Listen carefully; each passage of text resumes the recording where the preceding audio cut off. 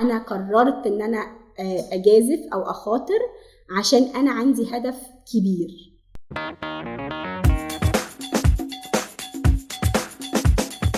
حلقة جديدة من بودكاست جاي لك في حوار. معاكم رضا علي، أخصائي تسويق تواصل جمعية وطنية، والنهاردة الحلقة مع أستاذة رانيا أسامة. أستاذة رانيا، عرفينا عن نفسك على المستوى الشخصي الأول. ازيك يا رضا؟ انا رانيا أسامة، انا ام وزوجة، عندي بنتين السنة دي الحمد لله انهوا المرحلة الثانوي وداخلين الجامعة بإذن الله السنة الجاية. بشتغل يعني التايتل كده او العنوان بتاعي اسمه مدرب مهني معتمد. فانا بساعد الناس ان هم يقدروا يعرفوا ايه الطريق في الشغل، في الدراسة، في اللي يتماشى مع قدراتهم وامكانياتهم عشان يبقى ان شاء الله النجاح في الطريق ده. يعني مش هقول سهل، بس يبقوا اتليست عارفين، على الاقل عارفين هم رايحين فين وايه الانسب لهم. طب درست ايه في الاول؟ انا كنت اصلا خريجة تجارة، قسم ادارة اعمال، وبعدين اشتغلت شوية صغيرين قوي في بنك، وبعد كده اتجهت للتدريس. قعدت بقى في مجال المدارس والتدريس والإدارة 24 سنة. وبعدين 2018 قررت ان انا اغير كل الكارير بتاعي، وخدت الشهادة بتاعت المدرب المعتمد، وبقالي دلوقتي حوالي 4-5 سنين بشتغل مع الشباب، لان هم بصراحة اهتمامي الاول يعني في الشغل. طب رانيا، خليني اسالك سؤال، انه يعني درست تجارة سنين 4 سنين مثلا، صح كده؟ وبعد كده اشتغلتي ايه؟ مدرسة انجلش. مدرسة ايه النقلة دي؟ طب يعني الواحد برضو لما يشوف كده يقول يا طب ما انت ضيعت 4 سنين كده من حياتك. انا درست 4 سنين في الجامعة، واشتغلت وانا في الجامعة. ابتديت اشتغل من وانا في تانية كلية، وابتديت اكتشف ان انا عندي حاجات انا اشطر فيها من الجامعة. لما ابتديت اشتغل في التدريس، انا اشتغلت 3 ورابعة مدرسة لأطفال في تانية ابتدائي، وكنت بدرس انجلش مع حاجة ملاش علاقة، مش مثلا اقول لك رياضة او حاجة ليها علاقة بالتجارة. انما كل يوم كنت بشتغل وبنجح او بكبر او بتغير، بلاقي انه انا مستفيدة جدا جدا جدا من كل حاجة انا درستها في الجامعة. انا درست ادارة اعمال، يعني درست تسويق، يعني درست سلوكيات، يعني درست علم نفس، يعني درست حاجات كتيرة قوي قوي قوي ليها علاقة بمجال العمل عموما. اكتر وقت بقى حسيت انه التجارة دي فارقة معايا في كل حاجة لما ابتديت امسك مناصب كمان اداريه. يعني انا كنت في الاول مدرسه، وبعدين بقيت رئيسه قسم، وبعدين بقيت مديره المدرسه. في لقطه من اللقطات انا جه فلاش باك كل الحاجات اللي كنت بدرسها. فانت بتتكلم في انه انا يعني كان عندي مبادئ حلوه قوي قوي قوي تخليني انظم الشغلانه اللي هي مش مرتبطه بالدراسه. دي ادتني مهارات ازاي اتعامل في المجال اللي انا لقيت نفسي فيه. فبالعكس انا مش شايفه ان في ولا ثانيه ضاعت. حلو قوي. حلو قوي. طيب يعني حلقه النهارده اوريدي عن اللي بنقول عليه سوق العمل والوظيفه، الاحلام، الفلوس، المستقبل. ايوه. خلينا نبتدي بيه انه ازاي الشخص يبتدي يعرف هدف في الحياه قبل ما يعرف هو عايز يشتغل ايه وازاي يشتغل ده. طيب احنا خلينا نتكلم حاجه مهمه قوي، انه زي ما اتفقنا ان ربنا سبحانه وتعالى خالق كل بني ادم عشان هو يبقى اضافه، مش خلقه عشان احنا عندنا عدد معين لازم موجود. فهو ربنا قايل كده ان كل واحد فينا لازم يشتغل ويسعى ويتعب ويحاول. فبالتالي قبل ما نفكر في اي حاجه، طالما ده السبب من ان احنا اتخلقنا عشانه، يبقى لازم مبدئيا يبقى عندي حاجه اسمها لايف بيربس، عندي هدف لحياتي. ولما بحكي لايف بيربس او هدف لحياتي، حياتي مش هدف يعني حاجه صغيره، مش ان انا عايزه ابقى مهندس، ده مش هدف. اوكي، الهدف بتاع الحياه بيتضمنه جزء صغير ان انا ابقى مهندس. اوكي، ايه بقى هدف؟ ايه اللايف بيربس ده؟ انا عايش ليه؟ انا طول ما انا عايزه احقق ايه؟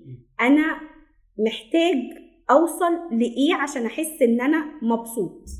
ايه الانجاز بالنسبه لي، ايه معنى كلمه انجاز، وايه اللي هيبسطني لو حصل لي. فخلي بالك انه فكره هفضل اقول الجمله دي كتير معلش، انه اللايف حياه، يعني حاجه مش مؤقته. انت طول ما انت عايش، ربنا يمد في عمر الناس جميعا، انما طول ما انت عايش ده هدفك لحد اخر يوم. ما تجيش مثلا بعد ما توصل مثلا لحاجه معينه تقول ايه خلاص انا فقدت الشغف وما عنديش حاجه، ما يبقى ده مش هدف حياتي خلاص. فاحنا الهدف بتاع الحياه، لو مثلا لو سالتك كده تفتكر ايه هدف الحياه للناس عموما، او للبسطاء كده، للشباب الصغنطتين اللي لسه في ثانوي، تفتكر ايه؟ بتخيل دايما الواحد عايز يبقى غني، الواحد عايز يعمل فلوس، الواحد يبقى عايز مثلا يبقى مبسوط. ده اهداف جميله لينا كلنا ومشروعه مدى حياتنا. محدش فينا مش عايز يبقى غني، ومحدش فينا مش عايز يبقى سعيد، بس هي المشكله كلها في الطريقه للوصول للهدف. ازاي؟ حلو قوي. انا بقى بالنسبه لي خلاص ماشي، انا عايزه ابقى سعيده ومبسوطه وغنيه ومرتاحه والدنيا بيس. طيب لو حطينا الهدف ده، ما هو مش هيتحقق لوحده. فانت بالتالي لازم وانت بتحط قدامك الهدف ده، حتى وانت صغير قوي، لازم تطلع منه مجموعه خطوات تؤدي بيك الى ان انت هتبقى سعيد في كل مرحله، لان السعاده نسبيه، والسعاده اصلا بتختلف من سن الاخر. فانت بالتالي الخطه بتاعتك في تحقيق سعادتك والفلوس اللي هتجيلك او غناك او مدى قدرتك الماديه معتمده على كل خبراتك اللي انت هتزودها، على كل حياتك اللي انت هتعيشها. فانت لازم تبتدي بحاجه بنسميها بسيطه قوي قوي قوي، نسميها بس مهمه جدا بيبي ستيبس، اللي هي خطوات الاطفال البيبي. انت بتشوفوا قد ايه البيبي ستيبس بتبقى بسيطه وصغيره وماشيه واحده واحده. ليه؟ عشان لما بتحط حاجه صغيره في الاول وتحققها بتتبسط. لو حطيت حاجه كبيره قوي بتبقى مش واقعي، بتبقى مش على ارض الحقيقه، الواقع اللي انت فعلا عايش فيه، بتقلب باحلام. فبتقلب ممكن لو ما حصلتش، وهي في الغالب مش هتحصل. ليه؟ لانه الحلم بيبقى اكبر من قدراتنا، فاحنا المفروض نحط الحلم في الاخر لان هنوصل له. بس لازم للحلم ده عشان توصل له لازم الخطوات البيبي دي، كل ما هتحقق حاجه منهم كل ما هتحس ان انت بتقرب لهدفك اكتر. فمبدئيا كده عشان اي بني ادم يبتدي يشوف هو عايز يعمل ايه في الدنيا، لازم يحط لنفسه هدف للدنيا لحياته، وبعدين من خلال الهدف ده يبص بقى انا دلوقتي في ثانوي، ايه ممكن يكون المتاح بالنسبه لي، اعمل ايه؟ ما انا مش عارف انا مين اصلا. ايه الحل بقى في اللقطه دي؟ ايه الحل بالظبط؟ ايه الحل؟ الحل بقى ان انا ابتدي احاول اعرف شخصيتي، ايه اللي انا شاطر فيه، ايه اللي انا بنفع فيه، ايه اللي ربنا مديهوني مميزني، لان ربنا مميز كل واحد فينا بحاجه، بس لازم يكتشفها. وربنا عاملها قصد انها مش مكتشفه، عشان انت لازم تسعى حتى مع نفسك جوه نفسك. فهي الفكره كلها انه يلا بينا نقف مع المرايه. طب المرايه دي ايه؟ وانا طب ما انا مرايتي هفسر فيها لان الله ده انا عينيا حلوه، لا حواجبي مش عجباني، لا بقي مش عارف ايه. ما هو مش تفسير منك انت. في مثلا هقدر اساعد بحاجه بسيطه، انه مثلا في اختبار هو ببلاش على النت اصلا لكل الناس تقدر تدخل وتجربه، اسمه 16 شخصيه. بس كده تكتب 16 شخصيه بيفتح لك التست او الامتحان، بتحل مجموعه اسئله بتنخبش جواك. يعني ايه اللي انت بتحبه، ايه اللي انت بتعرف تعمله، ايه اللي انت نفسك تعمله ومش عارف، ايه اللي انت ما بتحبوش وبتعمله ايه. بيطلع لك في الاخر شخصيتك كده. يعني زي ما بنقول في ملخص بسيط، ان بس يوريك هل انت شخص بتحب تشتغل مع جماعات، هل انت شخص بتحب تعمل حاجه بايدك، هل انت شخص بتحب قصه الرياضيات والفيزياء والحته دي، هل انت شخص دبلوماسي، هل انت ليه. طب انا هعرف كل ده، هو انا يعني هروح انقي الشغل؟ هو انا الشغل هيدوني اوبشنز تعالى اختار انت حبيبي ايه اللي نافع معاك؟ لا. زي ما اتفقنا انا درست تجاره، اشتغلت مدرسه، بس خدت ايه؟ انا خدت من تجاره اللي كان نافع مع امكانياتي ساعتها وقدراتي. فخدت الإدارة، خدت التسويق، خدت السلوكيات. دي كانت مادة عندنا كنت بشوفها غلسة جدا. ايه سلوكيات؟ اكتشفت ان السلوكيات دي مثلا مادة في غاية الأهمية في مجال العمل، لأنها كنا بندرس حاجة زي علم الاجتماع، فكرة ان انت بتغزو العالم من خلال انت تعرف سلوكيات وحضارة وثقافة اللي قدامك. فدي حاجة مهمة جدا، دي حاجة لازم كلنا ندرسها. انا استغلستها في الوقت ده ونفعتني جدا في كل حاجة. فهي الفكرة انه انت لما بتعرف انت ايه او انت قادر تعمل ايه، بتبقى عارف وانت ماشي في خطواتك ان انا هاخد دي دلوقتي ولو انها مش مناسبة قوي بالنسبة لي، بس فيها حتة قد كده مناسبة. كفاية على فكرة، كفاية، لان انت لسه بتاخد بيبي ستيب، لسه الطفل بادي يتحرك. صحيح. يمكن لانه الظروف كمان بقول دايما علينا بتفرض علينا شويه حاجات مش بالضروره نكون حابينها، مش بالضروره تكون هي ده اللي احنا نفسنا فيها. بقول احيانا بيبقى عليك واقع اتفرض انك محتاج تجيب فلوس دلوقتي، محتاج صحيح. انك تنزل تشتغل، خلاص مصروفك مبقاش مكفيك مثلا يعني، فمحتاج تبدا تنزل تشتغل. خلينا نقول حاجه يا رضا حلوه قوي. هو على فكره كلنا عندنا الحاله دي، كلنا مرينا بالحاله دي وبنمر بيها ساعات لحد ما بنكبر للاخر. في لقطات كده انت عندك التزامات، عندك حاجات، عندك وراك مسؤوليه، فما تقللش من نفسك ولا تزعل لفكره ان انت نازل سوق العمل في حاجه مش اكتر احلامك، لكن لانه ده حلم في الاخر، ده هدف انك تجيب فلوس وانك تبقى قادر تبقى مسؤول عن نفسك ومقضي التزاماتك. ده مش بيبي ستيب، ده بيبي ستيبس، يعني لازم تفرح. عشان كده يمكن سؤال، ازاي الواحد يحول الضغط ده والظروف ديت تبقى في صالحه، ان هي تساعده ان هو يحقق حلمه؟ حلو قوي. ازاي؟ بص، احنا عندنا حاجه كده بندرسها في الكوتشنج، يقول لك ايه، في مرحله كده في الحياه بتتكرر كتير جدا طول ما انت ماشي في حياتك. مرحله ايه؟ مرحله ان هو انت محتاج تاخد قرار. القرار ده بيبقى، عشان اقول كلمه قرار معناها ان في حاجه صعبه، يعني اصل لو هي عادي انت بتعدي الحكايه عادي، لكن عشان تقف وتاخد قرار بتبقى صعبه.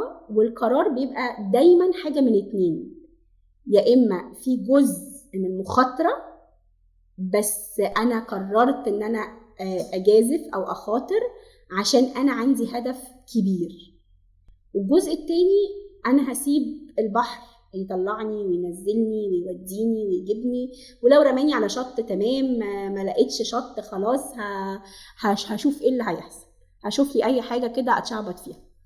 فدي نقطه مهمه جدا وفارقه. بتفرق امتى او بتحس امتى ان انت قادر تعملها؟ لو عملنا التو ستابس الاولانيين، الخطوتين الاولانيين دول مهمين قوي. خلي بالك احنا اتفقنا انه انا دلوقتي عايش وعارف انا عايش ليه، فدي مهمة قوي. فانا عندي هدف، انا عايش ليه. تاني حاجة، انا عارف انا اقدر اعمل ايه واقدر احب ايه واقدر اتعلم ايه، فدي حاجة حلوة قوي. انت في الاخر انت مرتبط بظروف معينة، بقرارات انت مش مالكها، خلاص انت اتحطيت في وضع معين انك هتشتغل في مكان معين عشان انت محتاج فلوس دلوقتي حالا، وفي نفس الوقت مكان يعني انا مش حاسس ان انا هناك. ماشي، اعمل بقى لنفسك الوقفة والقرار، وخد في دماغك كده قرار مع نفسك اللي هو ايه. واحد، ايوه انا هجيب الفلوس اللي انا محتاجها، فده اول هدف وهعمل جنبه تك. تاني هدف، ايوه انا عارف ان انا هشتغل في المصنع ده، بس انا ما بحبش الشغل الكتابي. حلو قوي، بس انا طلعت اصلا ما عنديش الخلفيه بتاعت ان انا اجتماعي، طب ما استفيد ان انا في الفتره دي انمي الاكسبيرينس بتاعتي او التجربه دي واخليها تدخل في شخصيتي في ان انا ابقى اجتماعي اكتر. تالت حاجه، انا مش بني ادم ماليش لازمه، لا ده انا قاعد بعمل حاجه، بدل ما اعاني من الفراغ واعمل حاجات ما وافكار تجيلي وتروح وملاش اي حاجه يعني.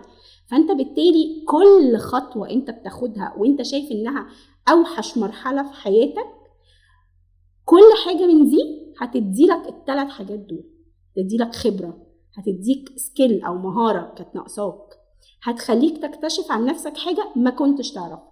وشوف دي اوحش شغلانات يعني اللي انت مش طايقها. فاكر كويس قوي ان اول ما بدات حياتي انا فاكر اشتغلت في فرن عيش فينو، وبعد كده اشتغلت بتاع امن، واشتغلت في محلات فراخ، اشتغلت في كذا حاجه. طب احكي لي ايه اللي انت كنت كارهه قوي ولقيت منه مثلا، ادينا مثال يعني ايه اللي انت كنت حاسس لا ده مش انا بس اتعلمت منه حاجه. مثلا محلات الفراخ بالنسبه لي، مثلا انا كنت دايما اساسا في العادي قبل ما اروح اشتغل هناك انا كان دايما بتقرف ان انا اعدي من قدام بسبب الريحه والمش عارف ايه انضف. جات الظروف انه المفروض ابقى بشتغل في محل فراخ. واحده واحده بعد شويه بدات استفيد انه لا ده عالم كبير، عالم مختلف، في حاجه اسمها بورصه بتاعت فراخ، في حاجه اسمها اسعار كل يوم بتزيد وبتقل. فكره انه اتفتحت على عالم جديد، دي كانت بالنسبه لي اضافه. الحاجه الثانيه كميه البشر اللي بتتعامل معاهم والتنوع الكبير وطبقات مختلفه في المجتمع بتتعامل معاها، لا خلى عندي نوع من الوعي في فكره ثقافه الاختلاف، وانه الناس ازاي حواليك مختلفه ومحتاجه تتقبل ده وتتعامل مع كل واحد ازاي. دي كان اهم حاجه اللي اخدتها بعد كده معايا. بقول كنت مفروض عليا ان انا عشان كنت بقول في الرعايه اللاحقه وكنت محتاجه بدخل نفسي فلوس وعشان اقدر ادفع الايجار الله بالضبط، بس كان عندي ولو حاجه بسيطه يمكن ما كانش في ساعتها، كنت ساعتها اللي هو متضايق وخلاص بقى ومضطر وكده. بس بعد كده اكتشفت انه لا ازاي ده فرق معايا لما مثلا بعد كده رحت اشتغلت مثلا في التسويق في معرض الاساس بدون ذكر اسماء عشان الاعلانات، ولكن لا فرق معايا في ازاي انا بتعامل مع الطبقات المختلفه من البشر، الانواع المختلفه من الناس، ازاي بيتعاملوا، ايه بيحبوا وايه بيكرهوا، واركز في ايه كل ده. لا طبعا ده بيختلف وبيفرق طبعا، لانه مهم تبقى عارف الاختلافات ديت وازاي بتاثر على عمليه البيع بعد كده كمان. خلي دايما في بالك انت كشاب صغنون بيبتدي حياته او بنوته جميله بتبتدي حياتها، فكره انه دي انجازات، يعني الذكاء الاجتماعي انك تكتسبه. دور كده في وسط عائلات كتير قافلين مثلا على اولادهم او ما عندهمش الفكره انه ينفتح ويشوف الدنيا، دي في حد ذاتها انجاز. يعني ده ينفع يتحط هول كده ستون، يعني زي علامه فارقه ليه بقى؟ لانه الذكاء الاجتماعي ده مثلا زي ما انت بتحكي كده بيعلمك جزء من التسويق، بيعلمك جزء من البابليك ريليشن العلاقات العامه، بيعلمك لا هو مش حاجه بسيطه. انت وبعدين انت كنت في حاجه على فكره لو حد فكر فيها لثانيه انه انا متضايق قوي من الريحه، يعني انت مش بس متضايق من المحيط بتاع الشغل، لا دي حاجه صعبه، بس بالوقت حصل ايه؟ حصل ان انت شفت الحلو اللي في الحكايه. فهي الفكره انه ما تستهتروش بمهارات بسيطه تبدو انها بسيطه اكتسبتها. يعني مثلا عجبني انك بتقول وبعد كده عرفت اعمل كذا وبعد كده فهمت كذا، فلا انت لما تستهتر بالحاجه اللي بتحصل لك انت نفسك بتقلل من انجازك. فدايما فكر في الفكره اللي هو ايه ده، انا كنتش عارف حاجه خالص عن الحكايه دي زي ما انت بتحكي كده، وبعد كده عرفت، وبعد كده في معرض اساس واشتغلت مش عارف ايه وعملت ايه في التسويق فهي الفكره كده. دي بقى اللي احنا بنحكي عليه. انا اتحطيت، رضا اتحط في موقف ان هو ده اللي ينفع يشتغل فيه. رضا عمل ايه؟ نسي الريحه، نسي اكتر حاجه بتضايقه. انت متخيل حد بيتنفس حاجه بتضايقه؟ في الاخر طلعت بحاجه كبيره قوي. فلما تكتب انت المايلستون بتاعك ده او العلامه الفارقه دي بتكتبها على ان انت مش اشتغلت في محل فراخ، انت اتعلمت 1 2 3 4. دي طريقه تدوين انجازات البني ادم. حط لنفسك 50 نجمه، برافو عليك، هو ده اللي مطلوب، هو ده اللي حصل لي وحصل لك وحصل لكل الناس. الناس اللي فشلت واتكعبلت هي اللي بصت على محل الفراخ بس، بصت على كليه التجاره اللي ما عملتش بيها حاجه 4 سنين ضاعوا من عمري. هي الفكره انه لا مش حاجه بتضيع.